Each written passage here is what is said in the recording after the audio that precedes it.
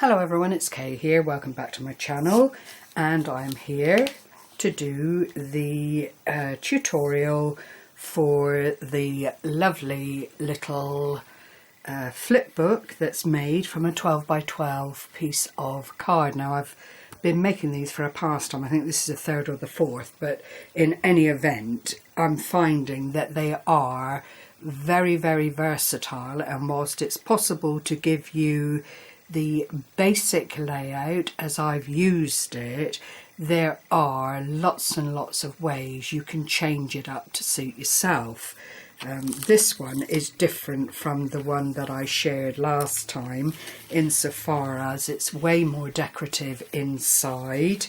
The cards again are different, but you know, that's a little 3x3 card. You decorate that as you will, and instead of having a flat pocket here, I made it the half triangular pocket just to put the little tags into, which are here, which in effect opens it up again and makes it 3 areas that you can store things into or pop little gifts into if that's what you want to do. I've just put the envelopes in this end one just to fill the space basically, but what I've done is gusseted the pockets to make them a little bit more user friendly, if you like. I've done the same decoration on the front using the little rosette, primarily because I think it works very well for this particular project. It's a minimal use of materials and so on. All you need is a little bit of ribbon or twine or whatever you've got to hand, and you just, if I get it right here, place it around the rosette that you've put on the front. I've got a triple layer here, which I don't think I should have done. It's better on the just 2 layers. Oh dear, I'm making a right hash of this. That's better. Probably have to tighten that up a bit. And then that little bit just flips down underneath and just keeps the whole thing where you want it to be. So I'm going to go ahead with the tutorial. I'm delighted to say I did in effect hear back from Sabine, who doesn't have a YouTube channel but was nonetheless very happy to have her little creation out in the crafting community. She was delighted. So that said, I don't feel bad now about sharing or sending these out in gifts. I did feel a little bit guilty, but you know, it is what it is, and if you share something and you don't have a channel of your own, I think it's complimentary in effect to make use of what's been shared. That's why it's been shared. It's not to say, oh look how clever I am. It's about sharing something that works with a community. So you know, I'm just going to move the camera a little bit and we'll get started. What you need is a 12 by 12 sheet of good quality card. It doesn't have to be terribly thick, but you do want something that isn't too flimsy. Then you want DSP of your own choice and all the various bits of equipment that go with doing this kind of project. Punches, scoreboards, although you can score just as easily with a ruler, and a scoring tool, or even a knife edge I've seen used, the back end of a knife edge. So anyway, I am doing the tutorial in cardstock mainly because I got it yesterday and I was so thrilled. I've not been able to get hold of a 12 by 12 card craft colour at my local store for some time, and then suddenly they had it in, and we'd gone in for some other bits and pieces for the dogs, and I thought, right, I know it's non-essential, but I'm just going to have that whilst I'm here. The queue was so long anyway, it really didn't make much of a muchness to anything. So you place your, make sure I've got it the right way, place your 12 by 12 onto your scoreboard, and you score, I'm just pretending to do this because I've done a lot of preparatory work here, at 3.5 all the way down, and I turn it to, for the sake of getting it exact, 3.5 when you've turned it around. Let me widen out a little bit because I need you to see the whole shooting match. Then you turn it once more, and on the right hand side you score at 4. Then I turn it all the way around again and you score at 3. Then if you put it back to your original scoring place, that is your 3.5 either side of the centre, that is where we start to cut. Now I've already cut out what we need to do. I've done quite a lot of work, otherwise it would be such a long tutorial. But if I lay this down for you, which I don't think I can do very effectively. No. Alright, let's go back to the scoreboard. What we need to do is cut out this upper corner and this bottom corner in the first instance, and when you cut it you need to cut away the score line, because otherwise it goes over the edge. So I'm just going to cut this up so that you can see what I'm meaning, and you make sure that once you've cut your squares out that you've got the score line on that piece of card. You don't leave that on the main body of your work. You then do the same thing on the top square of that little piece, and you just cut down once.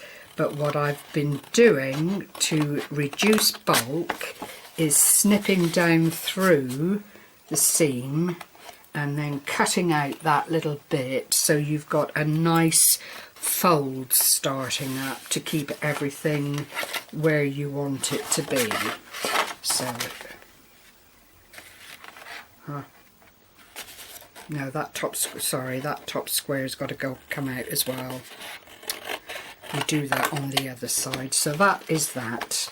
If I turn it to face you, this is what you're looking at. This is the right hand side, the left hand side. Leave the centre panel entirely, cut down through the top small rectangle, cut out the score line as I've done here,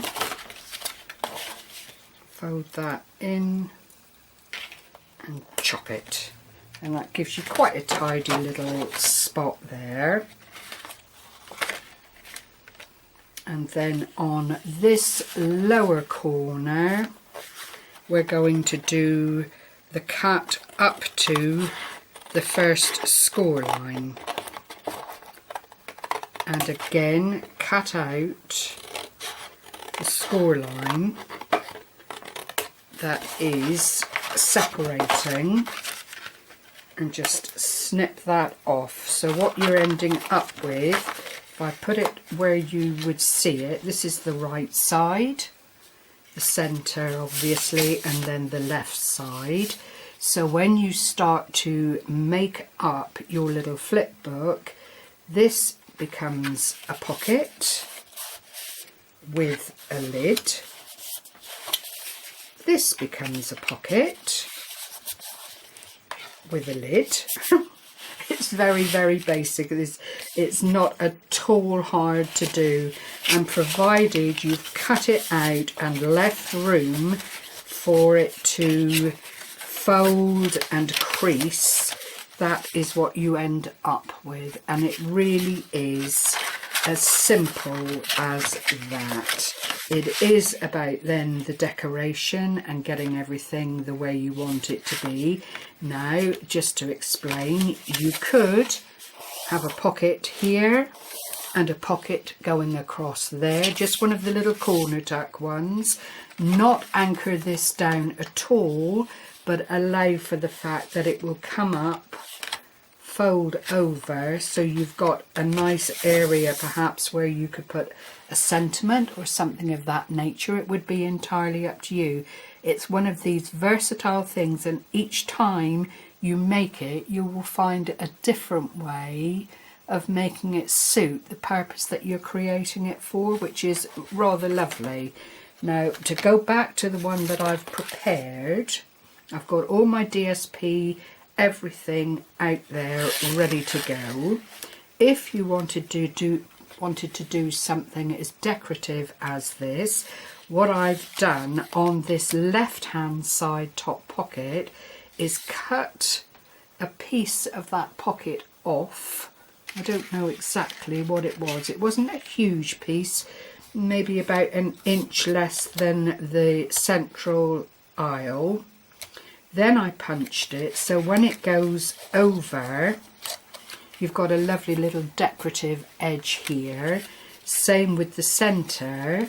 The bottom bit will come up because I'm partial to the pockets, and then that will come down over.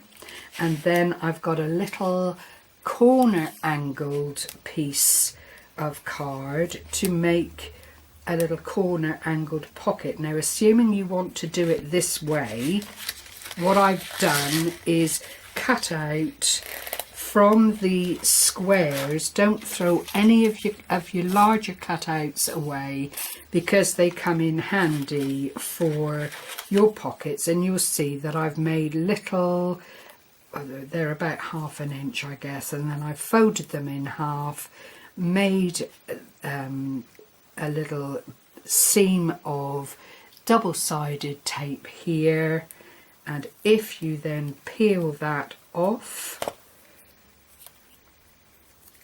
oops a daisy, and peel it off again, put it on the inside aspect of your pocket. If I close down a little bit so you can see, if you line it up very much against that edge, it will stick there beautifully. Same on the other side, and what it adds to your pocket is a little gusset, which then allows you clearly to put extra things in the pocket without it becoming too compressed. I always mitre up that top end, as you can see, because it's about reducing the bulk as much as you can within this little project, because you have no seams to play with. I've got a piece of my DSP here, and this measures 3 3/4 by 2 3/4. Clearly I don't need to line the whole area because it is going to be a pocket. So I'm just going to pop a little bit of the Yoo-hoo around the edges, waft it around a little bit, leave a bit of a border like so. Now I've already got my little struts on the side here. You watched me put those on. So if I bring that up, being sure to tuck in those little pieces as I go, and then seal it down, what happens is you get a nice little gusseted pocket. Now I'm rushing, as you can tell, just to keep the timing of the video down, and then you just go around and score it, and that is a lovely little pocket there, quite deep, that you could put some nice things into. I punched along the top here, I'm going to fold that over. Now I didn't have quite enough paper left over, but I've got enough to make it work. So out comes the Yoo-hoo again, and I'm just going to pop that along the centre of that particular area. And you can put lace on it, you could put cutouts on it, whatever pleased you. This is what it's all about, just doing what makes you smile and what makes you happy. So that's that pocket done. We'll go on and do the others whilst I'm here. This is the centre pocket, and that piece of DSP is 4 5/8 by 4 5/8, and I'm just going to lay that down in the same manner. A little bit of squidgy glue. This project is so forgiving, it really is. Just centralise it as much as you can. You have got a little bit of leeway there because of course you've got a pocket coming up, so take the time to line up this top edge with the one next to it. Make sure that your sides are all in good order. Burnish that down to spread any glue around, and then I've got my little bits here to strap down that pocket on top of the DSP. Now if you decide you want it all open plan and you would sooner have little areas that will stay put once the little booklet is closed, then by all means let that be how you do it. I mean, I'm just showing you what I do in this instance. There's one of the little struts on, and the idea is to get it as close to the edge of your pocket as you can, to mitre the top to reduce the bulk again at the top of the pocket. Take it right to the very edge and press it down. Try and line it up so that you don't have any overhang. You don't particularly want it to be seen on the outside of the pocket. Bring it up and lay it down. Burnish if it makes you feel happier, to make sure that everything is anchored and where you want it to be. I've got Yoo-hoo everywhere now. That stuff doesn't stop flowing just because you've taken your hand off it. So that's that one. What was this? Oh, that's on that side. And then for this side pocket, all I did before I started chopping off bits for the seams of the pockets and everything, all I did was lay it on top of the area like this, and then cut from corner to corner diagonally, and that then gives you that scenario. And then just cut out my little pieces to make the pocket a little bit more roomy, and it all just works so nicely. I really have enjoyed putting these together. I think they are such a versatile little gift to give to anyone, and every time you use a different DSP or change up the inside a little bit to suit whatever it is you want to put into the pockets, it just looks different again and again. So that's how that one looks. And then you just lay down the DSP, and this piece I cut to 2 3/4 by 4 3/4. I should just lay that down in that little area there. I used another of the Works pads to do this because it is really, really lovely paper to work with. This one's a little bit on the narrow side, but I'm really not worried because it's going to work anyway. and then you place that directly into that corner of the base of the card and take it up through as straight as you can, and then go in and burnish again. I hope that was clear. I think I'm probably not in shot again. I'm either too close or too far.